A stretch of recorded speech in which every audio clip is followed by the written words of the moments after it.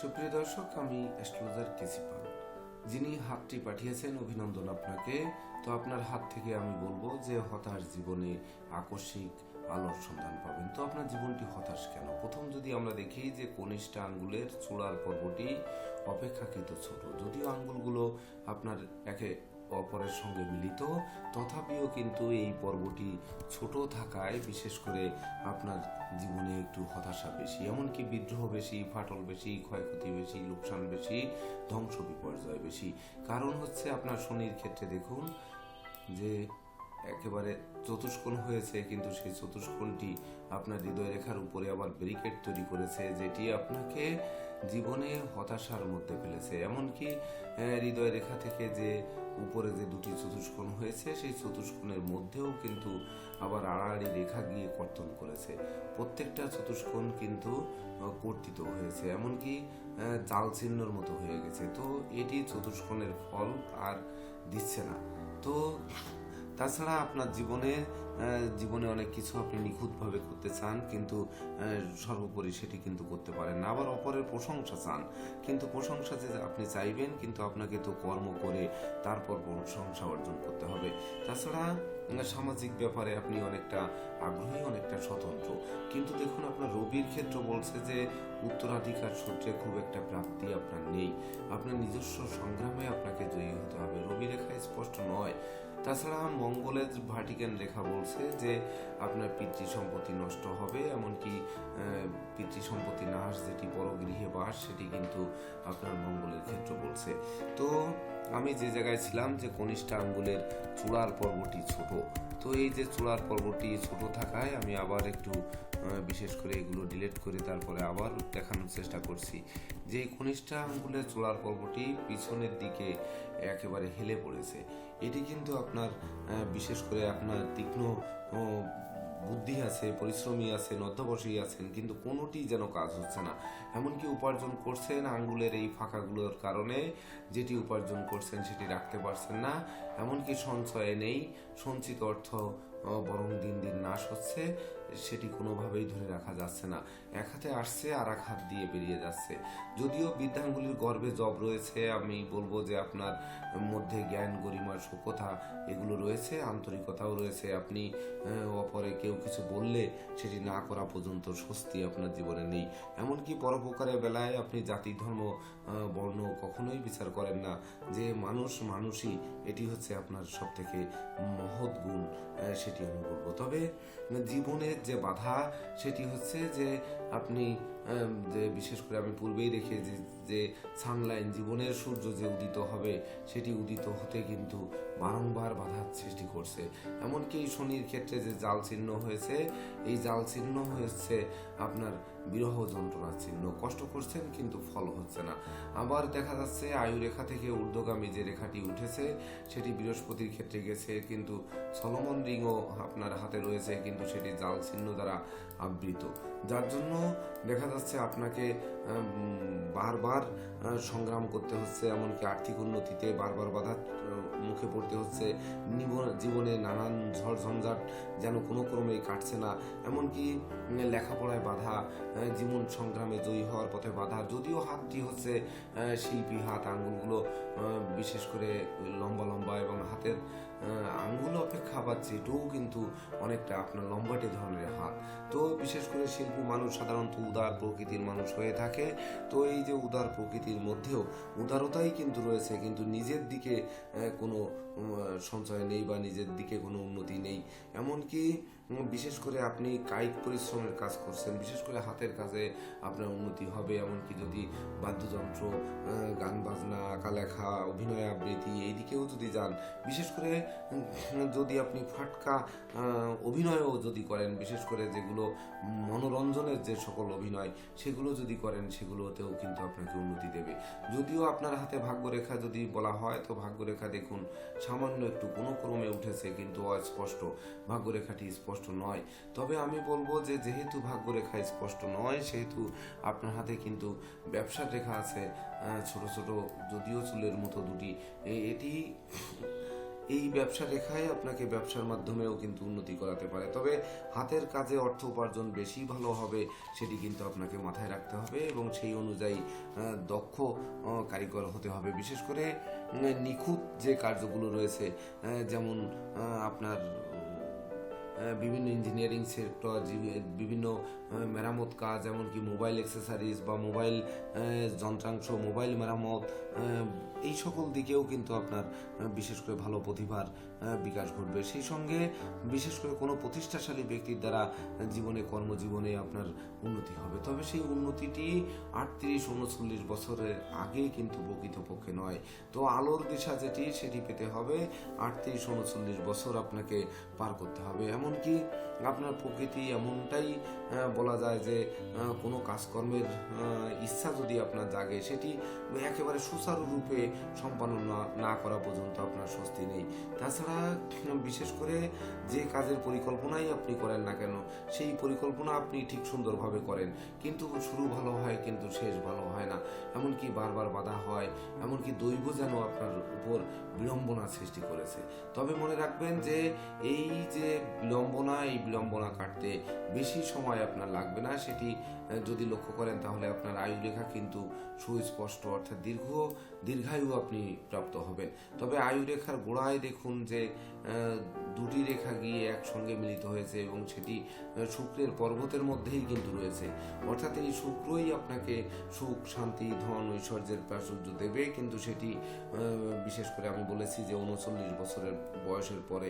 তাছাড়া আপনার চেহারায় সবসময়ের জন্য একটা হাসি খুশি থাকে, আপনার মুখে সবসময় হাসি থাকে, যত কষ্টই থাকুক না কেন আপনি কিন্তু হাসি খুশি মেজাজের থাকেন। এমনকি বিশেষ করে স্বতঃস্ফূর্তভাবে কাজ করতে আগ্রহী, কিন্তু জীবনের যে কেন হচ্ছে না, কেন বিজয়ী হচ্ছেন না, সেটি যদি বলতে হয় তাহলে শনির ক্ষেত্রটি কিন্তু আপনার অতিশয় খারাপ। সেটি মাথায় রাখতে হবে যে শনি আপনাকে বিরহ যন্ত্রণা, কষ্ট, ক্লেশ, ঘাত প্রতিঘাত এগুলো কিন্তু অনর্গল দিচ্ছে। তো বিশেষ করে আর এই আঙ্গুলের ফাঁকাগুলো আপনাকে কিন্তু বিশেষ করে ভাবিয়ে তুলছে। তাছাড়া দেখুন আপনার রিং ফিঙ্গারের চূড়ায় আরেকটি এক্সট্রা কর রয়েছে।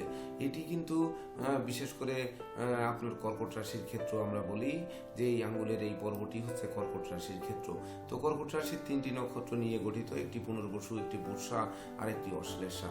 তো এই কর্কট রাশির ক্ষেত্রটি কিন্তু আপনার বিশেষ করে পুষা নক্ষত্রের ক্ষেত্র হবে। অর্থাৎ এটি কিন্তু আপনার বিশেষ করে যশে বাধার সৃষ্টি করছে, খ্যাতিতে বাধার সৃষ্টি করছে, এমনকি কোনো কাজের সফলতা হচ্ছে না, আলো যেন উদিত হচ্ছে না।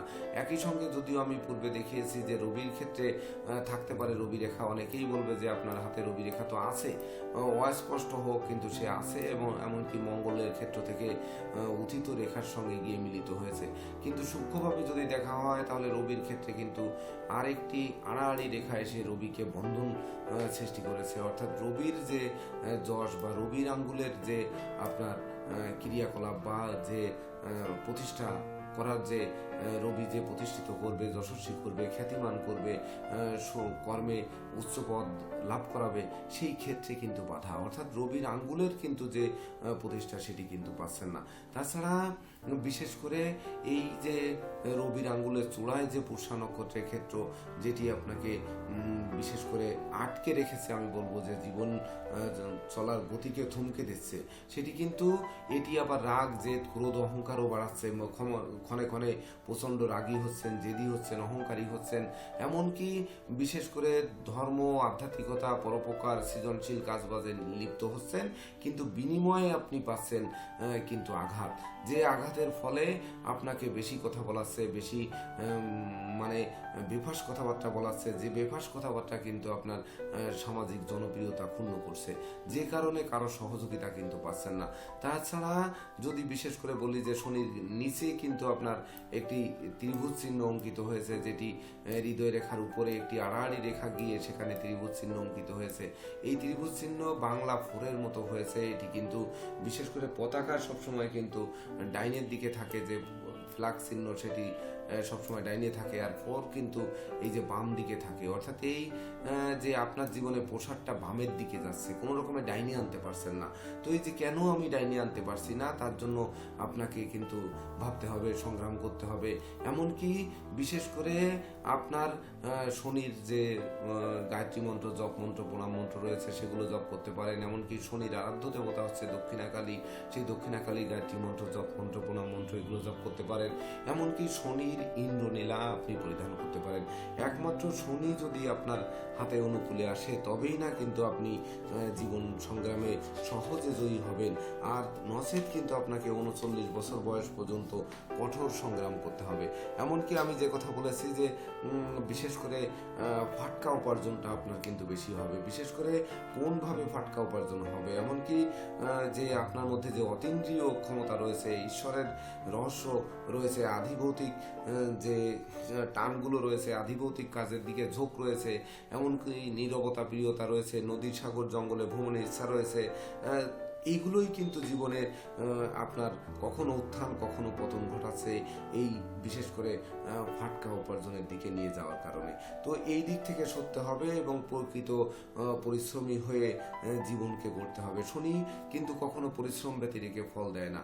এমনকি সেই পরিশ্রম যে বামে টানছে, বিশেষ করে আপনার এই যে ফোর্স আমি দেখালাম, আবার যদি আপনি দেখেন তাহলে এই শনির ক্ষেত্রে 4 চিহ্নটাই কিন্তু আপনাকে জীবনে পিছনে টানছে, অর্থাৎ বামে টানছে। ভাগ্য কখনো ডাইনের দিকে আসছে না। যদিও আপনার বিদ্যার গভীরতা কম থাকলেও আপনি চিন্তাশীল মানুষ, বিবেচনা শক্তি সম্পন্ন মানুষ, সেই সঙ্গে বিশেষ করে বিবাহিত জীবনে আপনার সুখ শান্তি রয়েছে। স্নেহের ব্যাপারেও কিন্তু আপনি বড় ওজন করে চলেন, অন্তত নিজেকে যে হাতের 5টা আঙ্গুল কখনো সমান হয় না এটি মেনে, এমনকি নিজের যে কষ্ট, নিজের যে হতাশা, নিজের যে মনস্তাপ, নিজের যে আশাভঙ্গ, সেটি কিন্তু নিজে নিজে পূরণ করার চেষ্টা করেন। এটি আপনার জন্য ভালো গুণ। এমনকি চরিত্রগতভাবেও কিন্তু আপনি যথেষ্ট সৎ। এমনকি ধ্বংসস্তূপের মধ্য দিয়ে নতুন সৃষ্টি করতে হবে, এমন আশার দিশা পেতে হবে, সেটি কিন্তু 39-এর পর। তবে সেটি বিশেষ করে একমাত্র শনি মহারাজ যদি তুষ্ট হয় তবেই না জীবনের গতি ঘুরবে। তাছাড়া কনিষ্ঠ আঙ্গুলের চূড়ার পর্বটি যেটি আমি বলতেছিলাম সেটি হচ্ছে পিছনের দিকে হেলানো। এটি এই ক্ষেত্রটি হচ্ছে মকর রাশি, আর মকর রাশির অধিপতি হচ্ছে শনি, মানে যেটি জাত শনি, অর্থাৎ সেই শনি বিশেষ করে আপনার পিছন দিকে টানছে। এমনকি শনির আঙ্গুলটিও যদি দেখেন তাহলেও কিন্তু শনির আঙ্গুলটি পিছন দিকে হেলানো। অর্থাৎ শনি যখন দেয় তখন শশারা ধরনের অধিপতি করে, আর যখন নেয় তখন কিন্তু নিঃস্বরিক্ত করে ছাড়ে। তো আজ আপনাকে হয়তো অন্ধকারে ফেলেছে বা অনেকটা হতাশ করে তুলেছে, তথাপিও যখন দেবে তখন শশাগরা ধরনী অধিপতি করবে। অর্থাৎ 39-এর পরে আপনি নিশ্চিত নিজস্ব বাড়ি গাড়ি ভূসম্পত্তির মালিক হবেন।